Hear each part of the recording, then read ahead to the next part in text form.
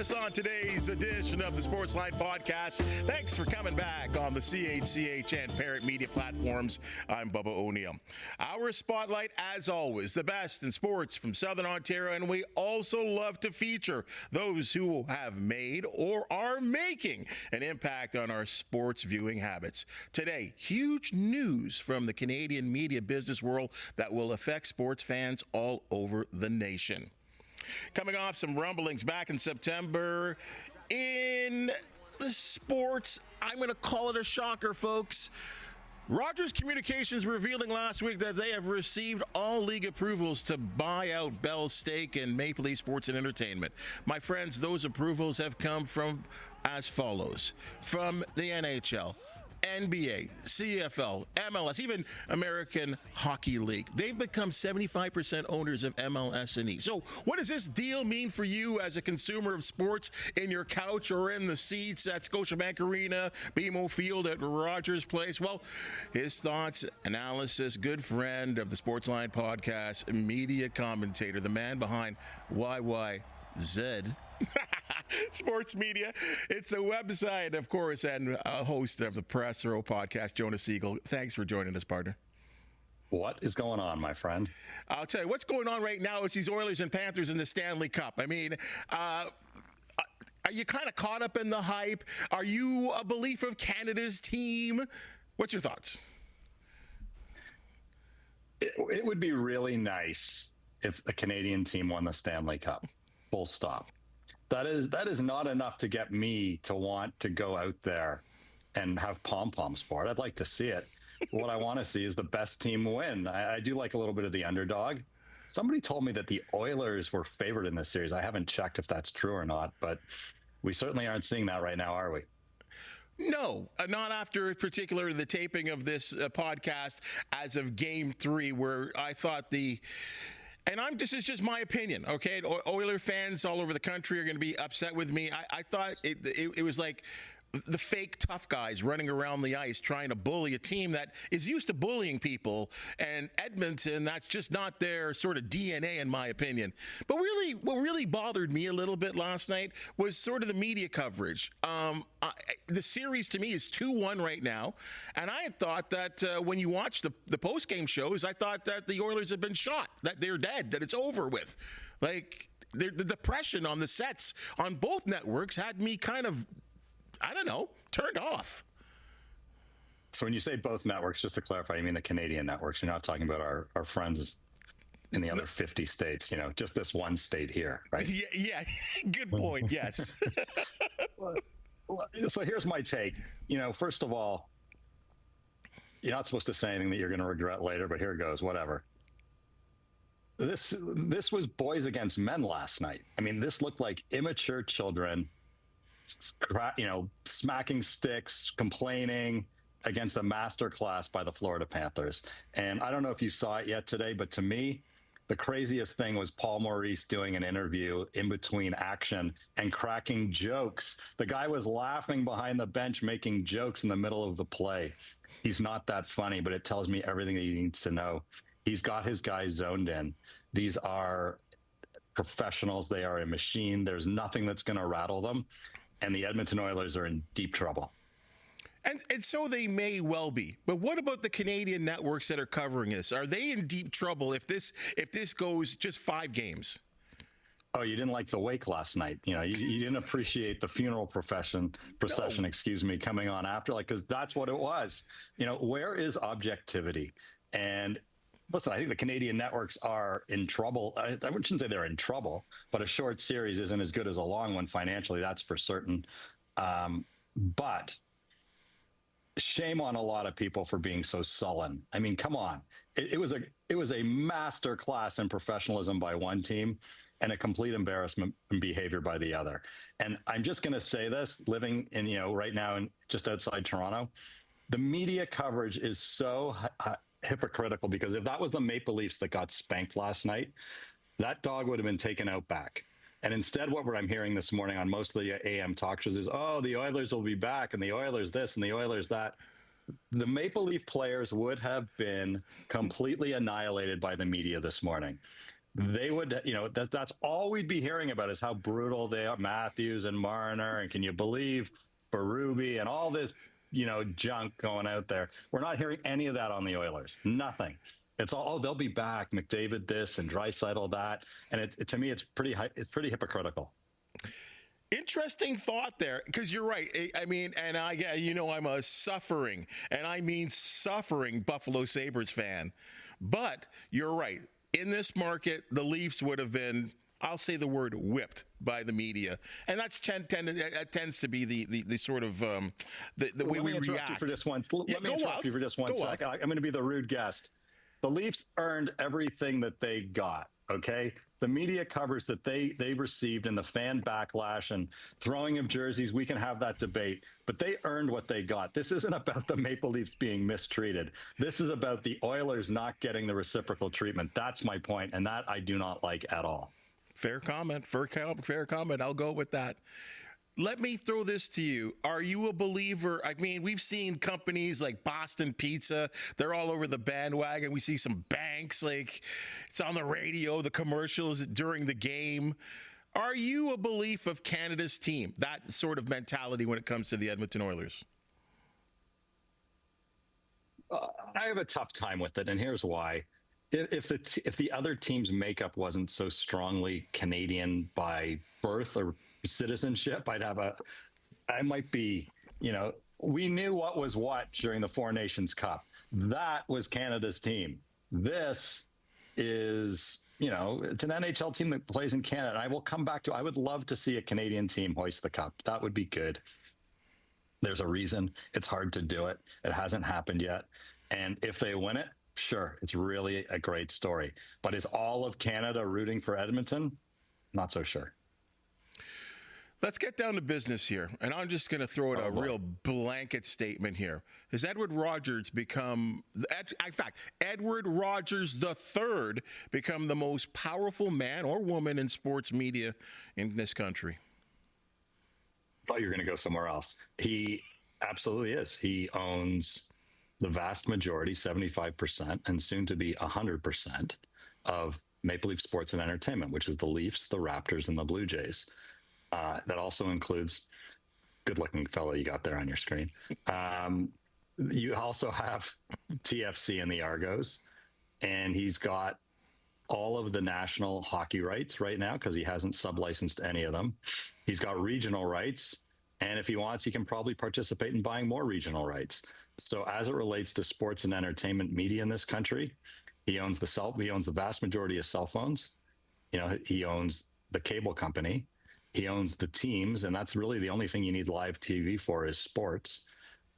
He's got a monopoly.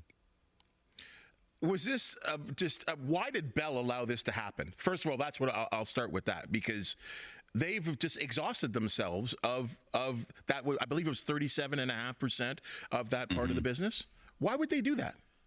Seeing why sports is so important, I think, to these communication companies. I'm going to give you two answers. The first one is $4.7 billion is a lot of money.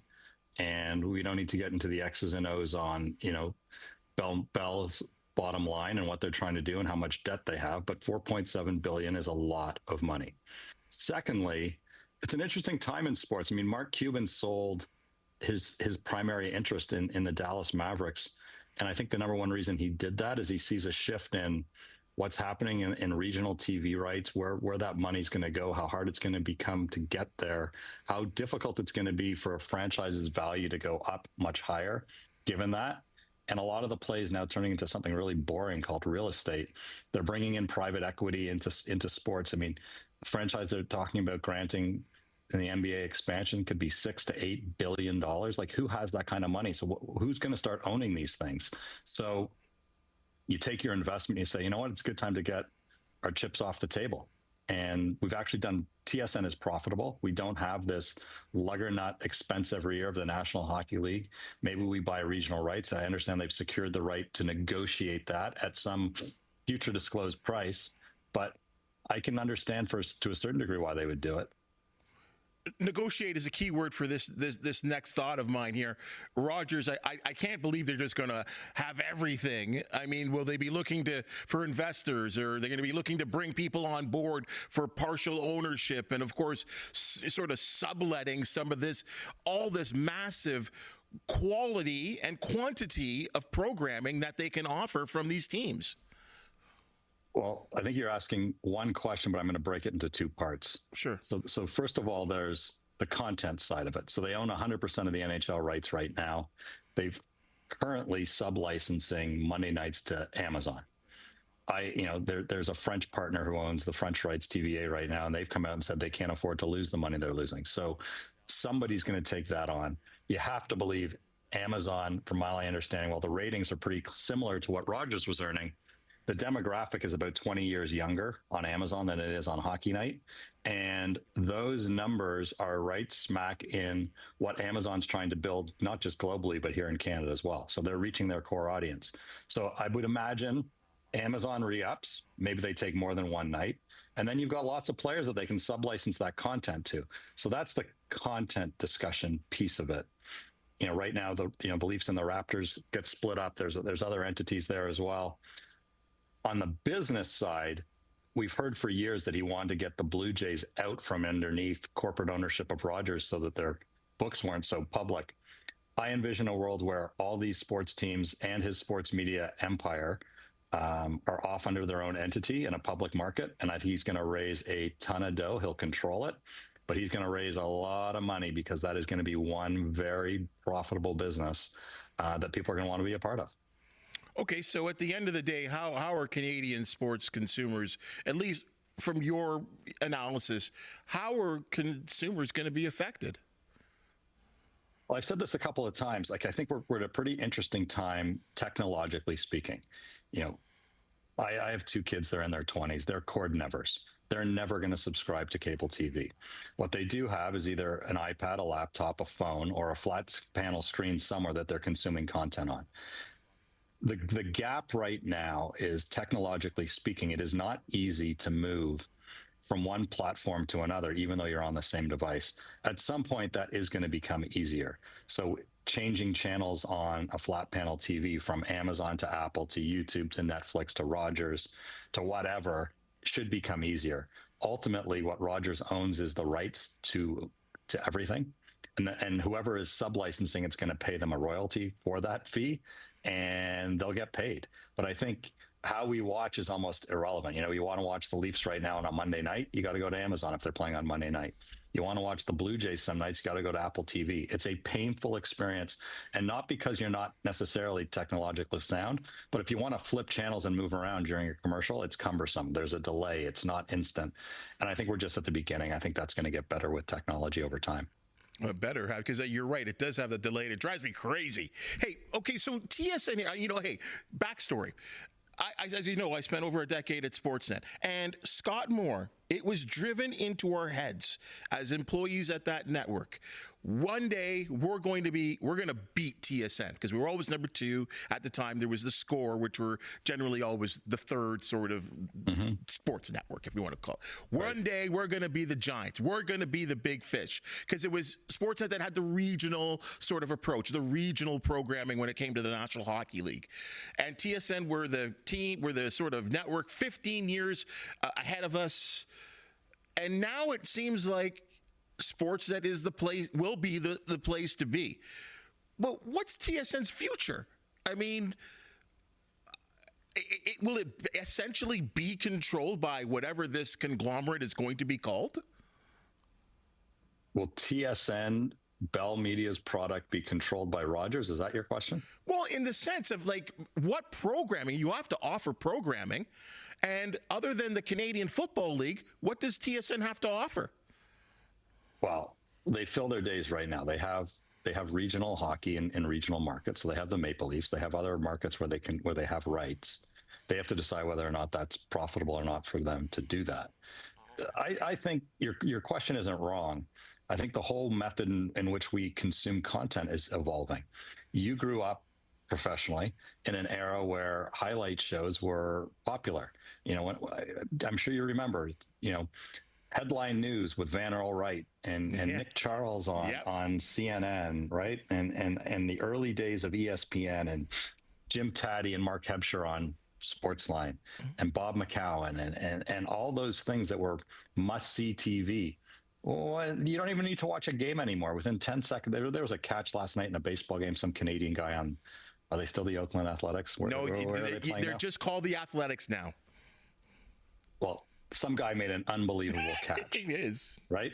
And in 10 seconds, it was all over every single social media channel that I have. So I don't need to sit and watch a game. I certainly don't need a highlight show. I can't even tell you the last time I watched a highlight show. So, and I'm older. My kids, forget it. Like, they are never putting on SportsCenter or a highlight show. They have no interest. Why? Immediacy. The minute something happens, not even the minute, the second something happens, it's all over Twitter or X. It's all over Instagram. It's all over YouTube.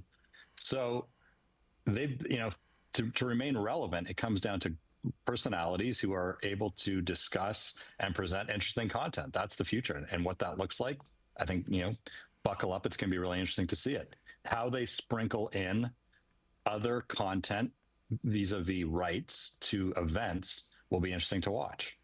All right, it's going to be really interesting. So then if we look at it, what is the future? And I know we're really looking into the future for a lot of things, so I appreciate your analysis of a lot of this, but I have my crystal ball and my magic 8-ball right here. I'm ready for you. Bring it, baby. But you're educated. That's why we like you. I know about that. Okay, go ahead. What about Maple Leaf Sports and Entertainment President and CEO Keith Pelly? What's up for him? What's up for him? I mean, I think his biggest challenge is how do you deliver more value to your shareholders? They make a lot of money. Winning is the ultimate answer, right? Take the Blue Jays, and he doesn't have control of them yet.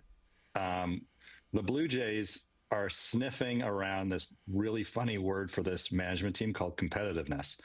If we're a month or two from now and they're in the same boat and it looks like they're at least going to make the wild card, that stadium will be full. TV ratings will be through the roof. And that old thing called radio, people will be listening to that too again. And Blue Jays paraphernalia will be seen coast to coast in this country. That is massively important and accretive to the bottom line of Rogers. That makes that team so much more valuable. Every game that comes on, you will see the word Rogers everywhere. You do that again with the Raptors and somehow the Maple Leafs. Winning is the ultimate. But the question becomes, winning's hard. So how else are you going to generate money? And as I was saying, they're not going to make money off of TV rights per se. They're going to lower their costs. He's going to have to be creative with Edward Rogers Jr. and find out ways to grow the empire another way, because he's going to only have one boss to please, and that's him. And I don't know how you go find other money. I mean, he's talked about World Cups and other things. Are they going to do more real estate deals? They're going to do more sports bars. I don't know what they're going to do, but his number one goal is to make the organization more money. Winning does it one way, but there's got to be business opportunities and lucrative ways that they can do it in others. At the end of the day, Keith Pelly's kind of a newbie at this position, relatively new, been around for a couple of years. What about the old guard? A lot of questions being asked about Masai Ujiri with the Raptors. And we do know, it's been reported to the tilt that Edward Rogers on one side, Masai Ujiri on another side, and the only connector was Larry Tannenbaum. Larry Tannenbaum is no longer there. Is Masai Ujiri his end of his contract? So hang on. Larry Tannenbaum is still there. Sand is moving through the hourglass, but he's no longer, he no longer really has a vote, because Edward Rogers, as soon as the CRTC approves and rubber stamps the transfer of, Raptors TV over to Rogers, then the deal will be done. He's only going to control 25%, and he doesn't have a vote, right? He can jump up and down all he wants, I would guess, but Edward Rogers doesn't have to listen to him. There is a timeline into which apparently he has to fully divest within the next, I believe, 12 to 18 months. Then he will be gone. But you are right. There is a notorious history out there between Masai and Rogers Jr. But is he really going to pull the plug on the guy, right? Like, it's going to be really fascinating to see what happens this offseason and next season. Masai delivered an NBA championship to Toronto. We, however, live in a world of what have you done for me lately? And I think everybody would admit that the answer to that question isn't very good.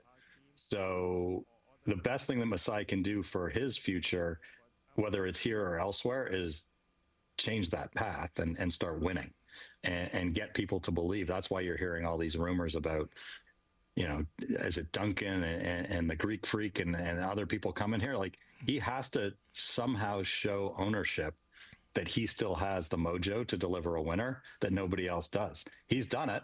He's got it. But since then, you know better than me, I don't think that's a very good track record since he won.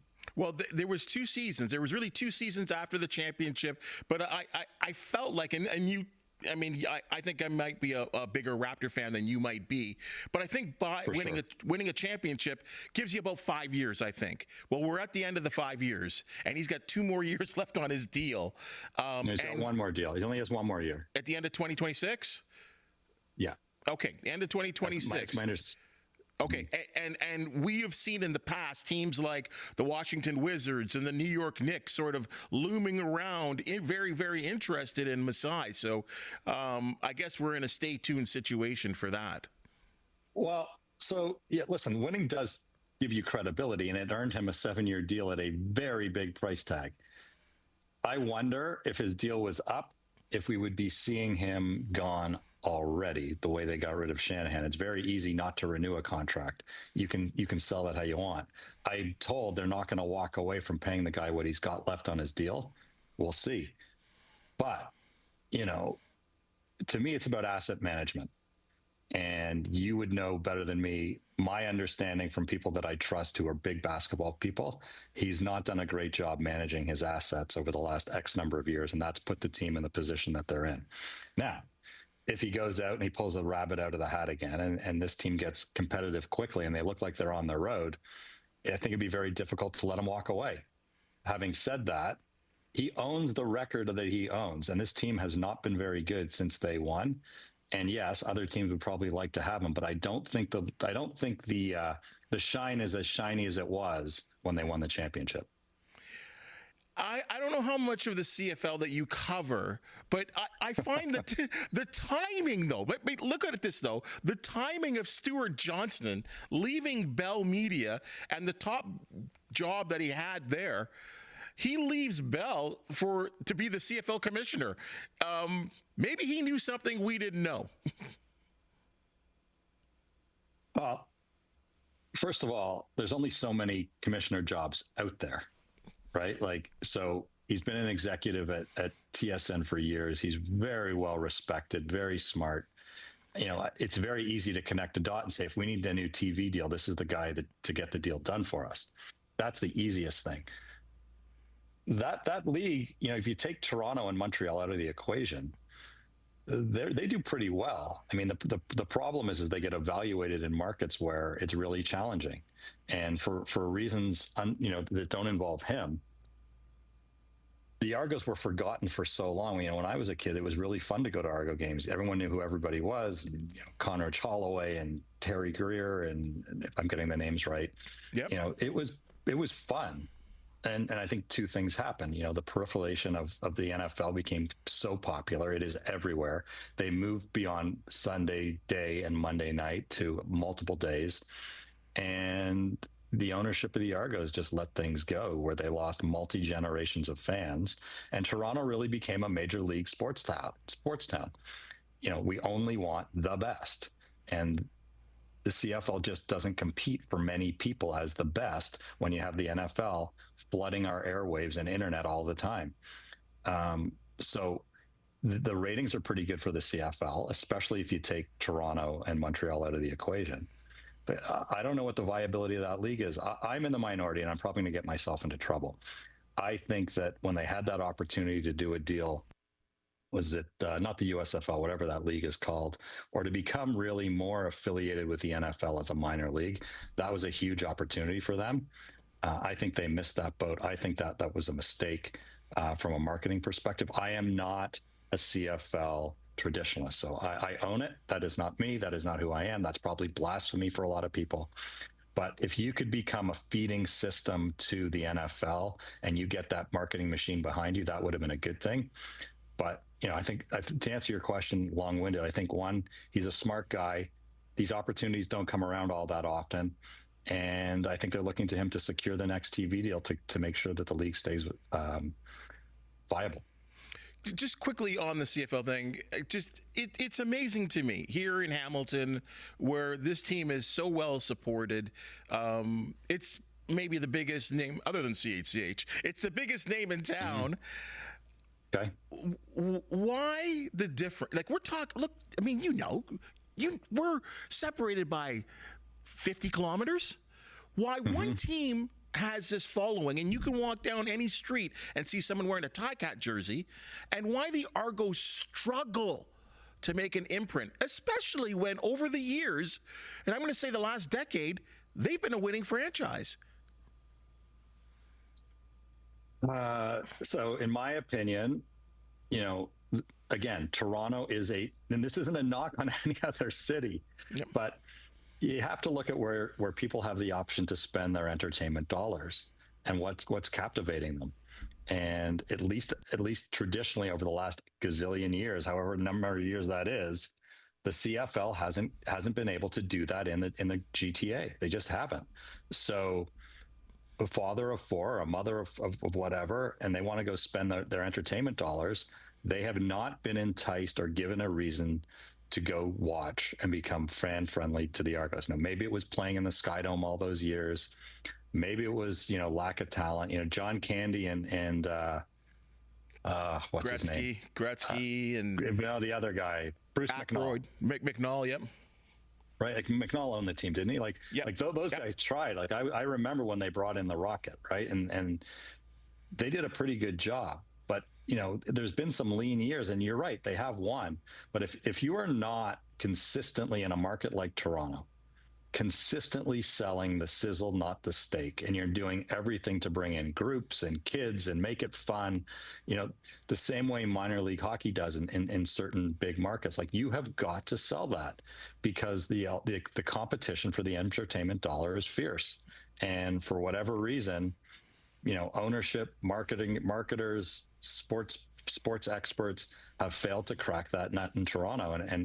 And my only answer is, it's been so long that you've lost multiple generations of fans that just don't give a what about the team.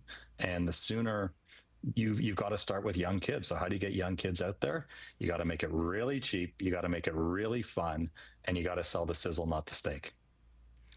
Let's switch gears to the National Hockey League, and I feel like I've got to bring this up with you because I'm sure you've had a comment or two on it.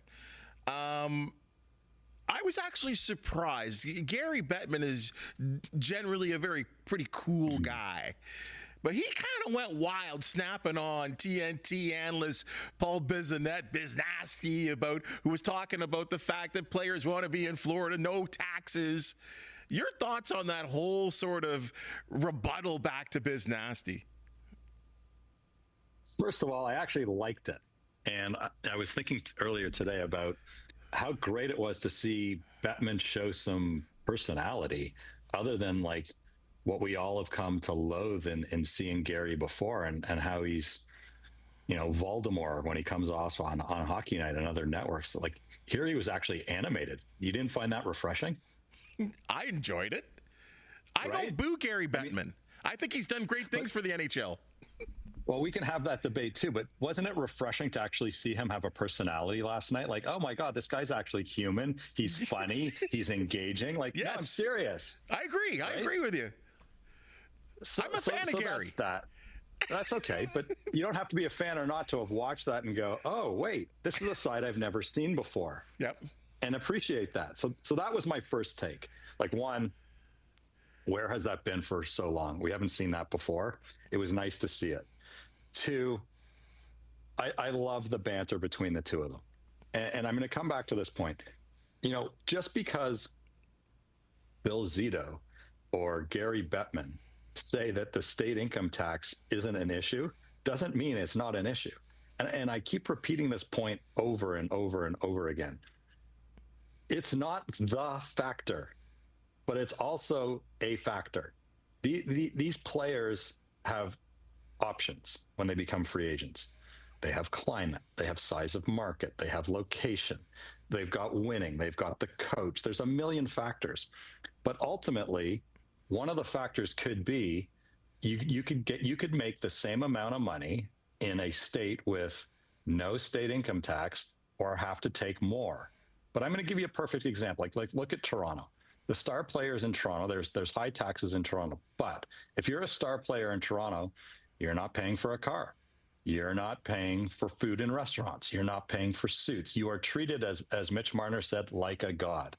Well, how much of those taxes does that offset when all of a sudden you got these freebies everywhere, whether or not you're paying tax to them on or not?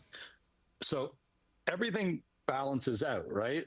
Like but to simply say it's not a factor is garbage. And I give Gary credit, because at the end of it, he said, look, there's a million factors. This is a small one. If you're saying all else being equal, and I can go to a state with no state income tax, then I'll choose it. At least he admitted that. But for anybody to come out and say it's a non-factor, they're lying to you. First of all, the teams they can make the argument, we only have to pay you X here versus Y there, and that helps us on the cap long term. That is fact, not fiction. And that doesn't mean necessarily, by the way, that Florida and Tampa have only benefited or have only been successful because of it. It just means it's a factor. And they are using the cap to their advantage. The Canadian dollar is a factor. There's lots of factors. But don't just sit there and say, this is BS. You're only saying it because they're successful now. I do believe that Gary has his favorite owners, and I have to believe that those are the ones that happen to be in those states are currently in his inner circle. But don't tell me it's not a factor, because it absolutely is a factor. I'll tell you, Jonah, this has been entertaining. This has been great. It's hopefully educational to the people that enjoy the Sportsline podcast, because we certainly appreciate you and all that you have to offer. I'm sure there's going to be a couple other things that come up there where we're going to be knocking on your door, and hope that you answer the door. Appreciate you being with us. Well, we at YYZ Sports Media love being with you. And I hope I don't eat my words. I apologize to Oilers fans. I just think you were manhandled last night. I think you showed your true colors, and I think you're cooked. Go Leafs, go, partner. Oski wee wee. Isn't that what you guys say? That's exactly what we say. Take care, partner. Well, that's your Sportsline podcast for the day. And as you just seen and heard, we love talking sports, especially people that are in the know. If you know of an athlete, team, or event to promote the Sportsline podcast, you want to hear from you. Hit that thumbs up, like, and subscribe button. And if you have something to say, we always appreciate your comments. For the hardworking staff behind the scenes that make the Sportsline podcast possible, thank you so very much. And we'll see you real soon.